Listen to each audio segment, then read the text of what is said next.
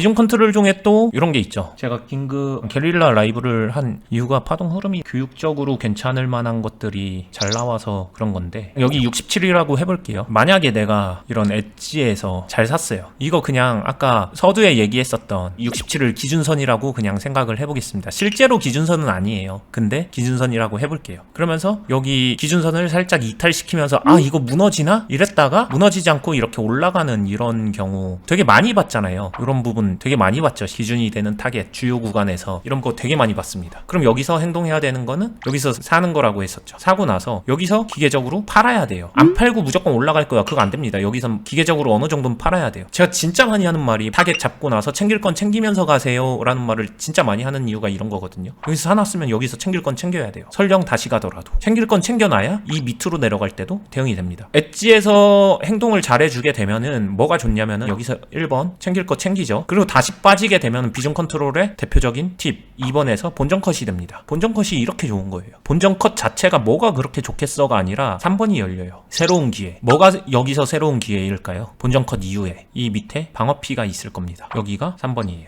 여기서 내가 잘하는 거 하면 돼요. 밑으로 추세가 하락이니까 나 편하게 숏 잡아두고서 숏 오버죠. 숏 잡아놓고서 여기서 딱 세워놓고서 홀딩할 거야. 롱 없이 숏만 딱 세워놓고서 홍기를 올려놓습니다. 그럼 뭐예요? 이게 뭘까? 하락 배팅이죠. 숏 돌파 매매 자동으로 되는 거죠. 숏 매매가 됩니다. 근데 나는 숏은 활용하기 너무 힘든데, 나는 주식도 그렇고 주식할 때처럼 그냥 롱 위주로 롱 매매를 하고 싶어. 여기서도 이해관계가 갈리죠. 그럼 하지 말고 방어 안 세웠대요. 그럼 여기서 이탈하고 나면은 적당히 빠지고 나서 뭐 하면 될까? 라고 하게 되면 아까 말했었던 이거 하면 됩니다. 여기서 본전 컷이 됐다. 본전 컷 이후에 해야 되는 거는 돌림 매매 하면 되죠. 매수, 매도, 리벨 하듯이 매수, 매도, 매수, 매도 하면 됩니다. 그러면서 챙길 거 챙기면서 그냥 끝까지 따라 붙으면은 여기서 여기까지 끝까지 따라가면서 이 안에서 수익 챙기고 그 이후에 자연스럽게 포지션 전환시키는 것까지 나오는 거죠. 그러면은 나한테 자연스럽게 남겨지는 포지션은 어쩔 수 없이 가장 유리한 매매 포지션이 남게 되어 있습니다. 이 파동을 다 탄다면. 당연히 현실적으로 그러면 24시간 내내 매매만 하고 있어야 되는데 이게 되나요? 이런 현실적인 이유들이 나오죠. 맞는 말이에요. 그거를 조절하면서 그냥 적당히 하면 된다는 거고, 원리적으로는 그냥 이런 상황에서 내가 어디까지 활용할 것인가만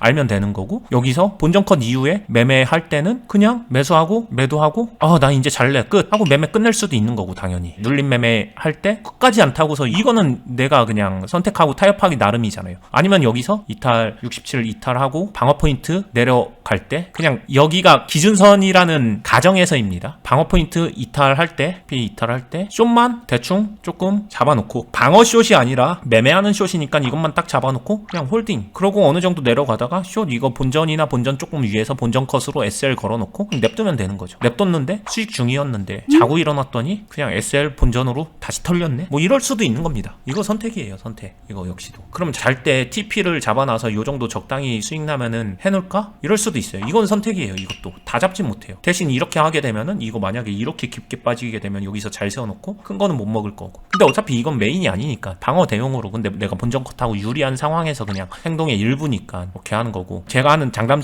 설명을 들었을 때 이건 좋겠다, 아니다, 이런 차이점이 좀 있을 거예요. 그게 이제 자신의 성향이나 스타일이다. 모두가 같을 수는 없습니다. 저랑 절대 매매가 같을 수도 없고요. 뭐 그런 차이가 존재한다. 하지만 어떤 스타일인가 무관하게 어떤 차이가 있냐, 매매를 잘하기 위해서는 유리한 포지션을 만들 줄 알아야 된다. 이게 1번이고, 두 번째는 그 과정에서 궁극적으로는 비중 컨트롤을 할 수 있어야 된다. 이거는 빼박입니다. 그냥 필수예요. 그래서 요 얘기를 했다 거고, 지금 얘기를 통해서 비중 컨트롤을 하는 방법도 충분히 설명이 됐다고 생각을 합니다. 그러니까 결국 중요한 거는 첫 매수는 엣지에서 유리하게 행동한다, 또는 엣지에서만 행동할 수 있느냐가 아니죠. 결국에는 이런 거거든요. 내가 엣지에서만 어떻게 행동을 하겠어요. 딱 일어나 봤더니 여기서부터 시작이네. 여기서 근데 난 비중은 없는데, 그럼 이 안에서 아까 말했었던 3분봉 이 엣지에서라도 매매를 시작해가지고 기초 기본 비중은 가지고 있는 거예요. 자기 전에 무포였다가 아니면은 1대1이었다가 자고 일어났더니 딱 하게 되면 그때 이 기본 포지션을 만들어 놓는 납니다. 그러고 나서 여기까지 행동하면 되고, 이게 최초 포지션 그냥 기본적인 설정이고, 첫 매수 이후에 그 다음에 중요한 거는 추가 매수 할 때부터는 집중을 해주면 된다, 이렇게 생각을 하면 되는 거예요. 추가 매수. 근데 나는 매매 자체를 좋아하고 매매를 많이 하는 거를 좋아하고 회전이 드라마틱하게 빠른 게 좋아. 종종 이런 성향이 더 맞는 사람들이 있어요. 되게 크게 안 보고 작게 보는 사람들. 그분들은 환경이 허락된다면은 단타나 스케일 쪽으로 가는 게 맞아요. 오히려 그런 사람들은 5분봉이 애매하니까 3분봉으로 옮겨 타는 게 날 수도 있어요. 3분봉도 답답하면 1분봉 해도 되는데 1분봉은 근데 좀 진짜 빨라야 돼요. 손이 빨라야 됩니다. 근데 저는 손이 그 정도로 빠르진 않아서 저는 개인적으로는 3분봉이 맞고요. 그런 식으로 가주면 됩니다. 그리고 요 매매는 크게 먹기보다는 회전시키는 매매라는 것만 생각하면 되고, 적은 파동 150원에서 200원 정도 비중을 묵직하게 빵 때려가지고 이거 딱 먹고 나오고, 적게 먹는 거예요. 적게 먹고 나오고 적게 먹고 나오고 적게 먹고 나오고. 그러니까 요 소파동만 집중해서 전업 단타를 치겠다라고 하면 대파동 상관없습니다. 대파동은 그냥 내가 포지션 잡기 위해서 지금 상승 추세이니까 내가 엣지 노릴 때 조금 더 위에서 사도 되겠네, 요런 거 잡을 때 쓰는 용도예요. 밑에 가격 잘 안 주겠네, 그런 것만 하는 거지. 소파동을 전업으로 이렇게 하는데 여기서 산 거 여기까지도 가져가겠어, 이게 메인이 되면은 매매가 망가집니다. 저 역시도 하는 방법이 이게 메인이 되는 게 아니라, 아까도 말했잖아요. 여기서 소파동 매매를 하는데 100을 사용해서 비중이 100이라고 하게 되면은 80을 수익을 챙겨요. 20만 남기는 거예요. 이렇게 생각하면 돼요. 여기서 100으로 갔다가 100에서 80이 됐다가 100에서 20이 됐다가 200이 간다고 했었잖아요. 여기서 중파동까지 크게 태우는 경우는. 근데 이 소파동 가지고 회전시키는 매매를 한다라고 하게 되면은 요거를 포기하고 여기서 그냥 매매 회전만 신경 써도 되고요. 두 번째 방법은 여기서 살 때 비중은 실어야 돼요. 여기서 매매를 할 거면 110을 사서 0을 만드는 게 아니라 10씩만 남기는 거예요. 한 번 매매하면 10이 남을 거고, 그러면 여기서 110을 사게 되면은 그 다음에는 120이 되겠죠. 그 다음에 100을 팔면 20이 남고, 그 다음 매매할 때 130을 팔고 사고 30이 되고, 이렇게 조금씩 잔여 물량을 남기는 겁니다. 없는 셈 치고. 그러다가 그냥 요거 남은 거 가지고 요거 먹고 여기서 또 모으고 먹고 하다가 수세 꺾이게 되면은 대신에 그거 역시도 이거를 킵한 거기 때문에 다 털고서 끊는다, 요런 느낌으로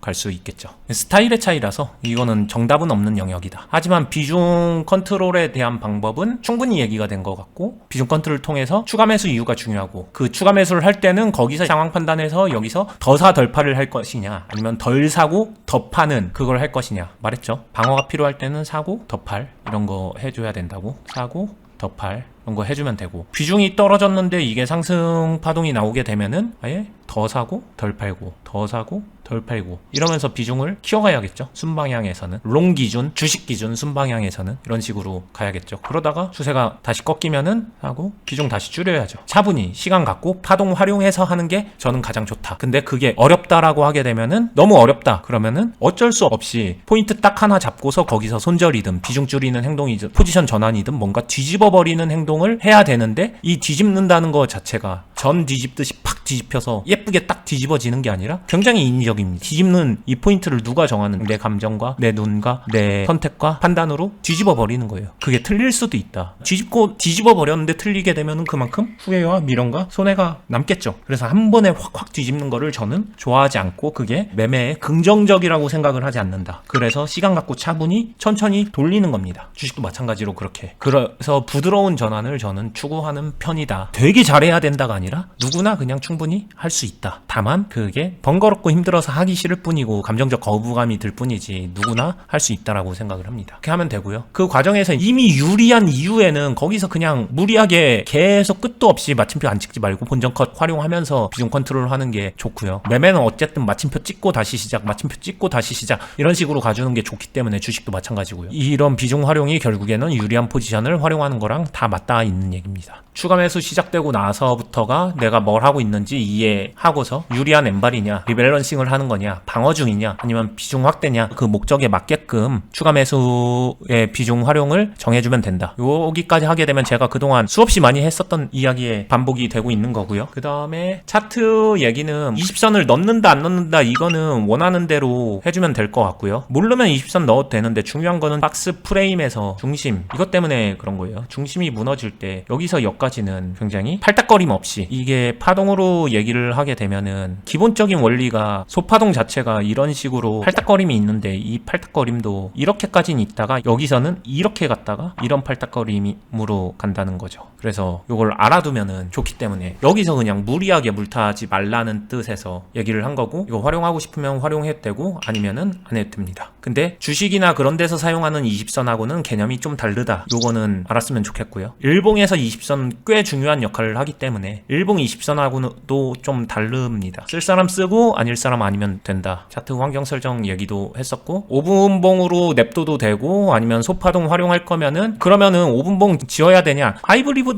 파동 사용할 거면은 5분봉이 낫습니다. 15분봉, 30분 아니면 1시간 요런 거랑 이거를 컨트롤하는 5분봉 요 정도면 돼요. 근데 필요 없다라고 하게 되면은 요것만 가지고 해도 되고, 하이브리드는 이쪽인데 근데 그것보다 더 섬세하게 소파동 이용할 거다라고 하게 되면 5분이 아니라 1, 3분으로 가주면 됩니다. 이것도 그냥 취향껏 선호도에 맞춰서 하면 된다. 그래서 나는 몇 분봉이 적합한가, 이거는 환경, 실력, 성향, 내가 원하는 추구하는 스타일, 스케일을 할 거냐, 단타를 할 거냐, 스윙을 할 거냐, 그리고 각각의 매매의 장단점, 이런 것들 아까 설명했으니까 들은 거 토대로 땡기는 거 하면 되고요. 땡기는 거를 위주로 연습하되 근데 실질적으로 내가 잘할 수 있는 거 하는 게 제일 좋습니다. 그 과정에서 각각 장단점과 수수료와 이런 이해관계가 섞여 있으니까 뭐 이거는 취향껏 하시면 될 것 같고, 여기까지 듣고서 내가 어떤 거를 하고자 하는 게 정해졌다면은 그 이후에 나한테 맞는 금액과 배율, 그리고 각각 한 발 매수의 기준, 이것도 정해야 돼요. 그거를 매매하면 됩니다. 예를 들면은 중파동을 활용하겠다라고 하게 되면은 당연히 한 발 매수의 비중이 분할로 들어가는 게 나으니까 줄어드는 게 낫고요. 반대로 나는 소파동에서 단타 스케일로 회전시키는 매매를 할 거야 라고 하게 되면 한 발 매수가 커져야 됩니다. 대신에 이거는 물려서 버티면 안 되죠. 물려서 버티면 안 됩니다. 반드시 그때그때 그 파동 안에서 해결하면서 가야 결국엔 잘하는 사람이 될 수 있어요. 배율도 마찬가지. 배율은 계속 얘기했지만 배율 자체보다는 내가 매매하는 최대 비중, 그 차이랑 연결된 문제니까 이건 지난번에도 많이 얘기했었던 거라서 그거 같이 생각해서 정하면 되는 거고, 이 매매를 소화하기 위해서 적합한 시드는 어느 정도인가가 필요하죠. 근데 적합한 시드란 사실 없어요. 많을수록 좋은 건 맞는데 당연히 연습 단계에선 적을수록 적은 금액으로 연습을 해야 되는 거고, 그게 잘 되게 되면 조금씩 키워가면 되는 거고, 시드가 충분한 상태에서 이 안에서 여유있게 매매를 하게 되면 매매도 더 쉬워지는 거고. 근데 실제로 매매 난이도가 더 높아지는 게 이런 케이스 많죠. 악순환이 좋든 싫든 발생을 했습니다. 내 계좌에 이미 일어난 일이 되어버렸어요. 그래서 시드가 쪼그라들었습니다. 시드가 굉장히 쪼그라들었는데 그거 가지고 어떻게든 매매로 이겨내 보겠다. 여유나 뭐 이런 것들 아무것도 없고 굉장히 타이트한 상태의 계좌 상황, 이걸로 이겨내겠다. 이게 과연 될 수 있을까? 난이도가, 여유가 있을 때도 매매가 잘 안 됐었는데 이 상태에서 매매를 하게 되면 매매 난이도가 극상이 됩니다. 아니면은 그 극상에서 벗어나려면은 이 상태 되게 되면 매매 이것부터 시작해야 돼요. 소파동 매매, 스케일 단타, 그걸로 먼저 해야 될 수 있기 때문에 참고를 해주시고, 조그만 줄어든 금액일지라도 비트 같은 경우는 최소 주문 금액이 있죠. 그거 생각하고서 한 발 매매를 줄여가지고 그러면서 어느 정도 되는 적당한 균형점을 찾아야 됩니다. 너무 타이트하게 매매가 되게 되면은 계속 쫓기는 매매가 되기 때문에 이미 이게 줄어들었으면은 이미 줄어들었는데 여유를 갖기 위해서 충전하라고요? 그 뜻이 아니라 한 발의 규모를 줄여야 된다고요. 이게 줄어든 것처럼. 그렇게 되면 대신에 수익성이 떨어지기 때문에 만족이 안 될 수도 있는데, 근데 거기서 실력을 기르고 수익을 낼 줄 아는 사람이 돼서 궁극적으로는 조금씩 끌어올려서 이게 다시 커져야겠죠. 그렇지 않으면은 너무 적은 상태면은 소파동 매매가 오히려 날 수도 있다. 왜? 적은 금액으로 매매할 때는 그런 게 날 수도 있기 때문에 적은 금액을 차라리 소파동으로 그때. 근데 대신에 이거는 습관 중요해요. 이거 방어력이 갖춰지지 않은 상태에서 소파동 매매를 하게 되면 아무런 의미가 없습니다. 소파동을 그냥 매매할 줄 모를 겁니다. 그렇게 하게 되면 중파동에서 매매하듯이 적당히 버텨가면서 소파동에서 매매하게 되면은 답이 안 나온다. 추가 매수를 하지 말라는 게 아니라 추가 매수 이후 매도가 거의 기계처럼 나가야 소파동 매매를 할 수 있기 때문에 매수 이후 매도가 거의 쌍으로 이루어져 있으니까 요거는 나름의 어려움이 존재한다는 거를 알았으면 좋겠고, 맞는 거 하시면 돼요. 차트 보면서 더사덜팔이나 48이냐 84냐 이런 것들 전체적으로 좀 얘기는 했었고, 제가 뭐 여러 가지 매매와 스타일, 이런 파동 뭐 기본적인 개념들을 2시간 넘짓한 시간 동안에 싹 다 잡아준 것 같아요. 이게 전부는 아닐 거예요. 저만의 해석이 들어가 있고 제가 사용하는 방법이고 다른 사람들이 사용하는 거랑 비슷한 부분도 있고 다른 부분도 있고 각각의 차이는 존재하겠지만, 그래도 저는 이 방법을 통해서 수익을 낸다, 유리한 포지션을 만든다, 비중을 컨트롤한다, 이런 것들을 컨트롤을 할 줄 안다라고 생각을 하고요. 근데 아무리 컨트롤을 잘해도 파동은 이례적인 예외는 항상 존재를 합니다. 주식으로 예를 들게 되면은 하락의 파동이 있지만 특정 시점 이후에 아니면 수급적인 수급 악재가 들어가면서 무반등 이런 하락 나올 때 있고요. 그리고 아예 수급 자체가 없기 때문에 파동 자체가 아예 썩어 있는 종목도 있고요. 그 다음에 비트라고 하더라도 예외적, 주식도 마찬가지지만 변수 아니면 뉴스 이런 걸로 인해서 파동이 이상하게 거칠어지는 경우가 존재를 해요. 하락 파동이라고 하게 되면 갑자기 이런 식으로 하락을 하는 거죠. 여기서 여기까지 굉장히 큰 하락인데 반등 한 번 없이, 이런 반등도 없이 그냥 거의 폭포수 하락을 한다라든가 폭포수 상승을 한다라든가 이런 경우는 어떤 종목도 가능성은 있습니다. 항상 변수는 존재하기 때문에. 그러면 결국에는 이게 이례적인 예외인데, 이례적인 예외가 존재했을 때 그럴 때 어떻게 할 것이냐, 최소한의 나의 대응책, 트리거 사용한다, 아니면 안 보고 있을 때 비중을 줄여둬, 아니면 내가 안 볼 때는 비중 줄여둔 상태로 포지션 유지하거나 무프로 가, 아니면은 SL 설정해놔 등 각자만의 취향이 있을 거예요. 그거 활용하면 돼요. 여기에 정답은 없어요. 변수 대응에는 변수에 휩쓸려